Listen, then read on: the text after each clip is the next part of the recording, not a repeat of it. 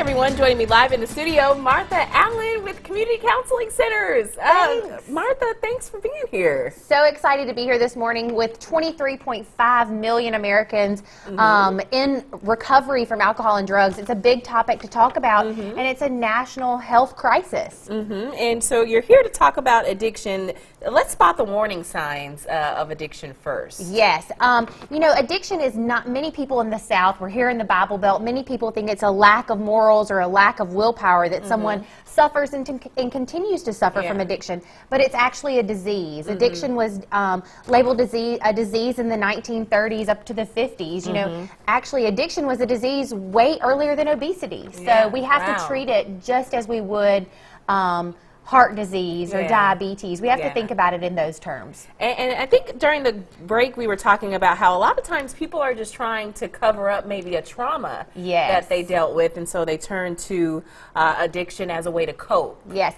Many people initially try drugs and alcohol as a part of curiosity, to improve their athletic performance, to suppress the stress and anxiety that they may have. And then they realize at some point the consequences are more than what they're just passive, you know, trying the alcohol and drugs. So that's when it really becomes a problem. Right. And so good thing there is help out there. Help is available. There is help available. And fortunately for all of us in the Golden Triangle area and the West Alabama area is we have Pines and Katy Hill and many other good treatment centers and outpatient programs and behavioral health centers here in our area. That's really something to be thankful for, that we have access to affordable care in our area. Right. Okay, and then prevention is key, of course. It is. Prevention is one of the biggest things that we do at Community Counseling Services, especially for our teenage population, because the more as parents and as educators that we talk about prevention, the more we're able to educate people on making better decisions. Because many of these consequences, as we know, a felony can follow you throughout life. And so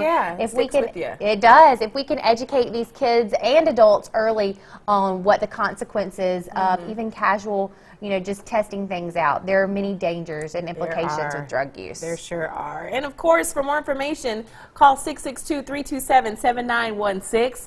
And if you would like more information on addiction, this is such an interesting topic. It is. And again, there is help out there, as Miss Martha says. Thank you for being with us. Thanks. Glad to be here. We love to have you, and I'm sure you'll be back to tell us what else we can do to be healthier human beings. Absolutely. All right.